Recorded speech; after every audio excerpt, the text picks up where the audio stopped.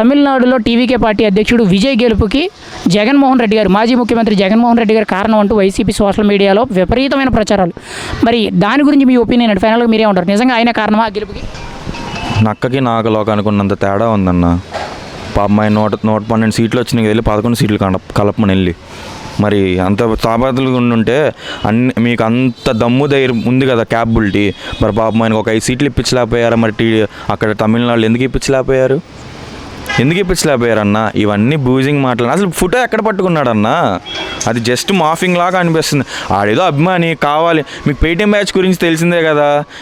ఇప్పుడు తమిళనాడు మన విజయ్ గారు ఎవరి ఫోటో, అందరు యాక్టర్ల ఫోటోలు పట్టుకున్నాడు. ఇట్లా పట్టుకొని అన్న మాత్రం గెలిచిపోయాడా?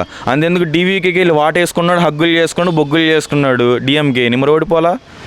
అవన్నీ ఒత్తి బూజింగ్ మాటలు. అవన్నీ నమ్మితే జనాలు పిచ్చోళ్ళు అనుకుంటున్నారు.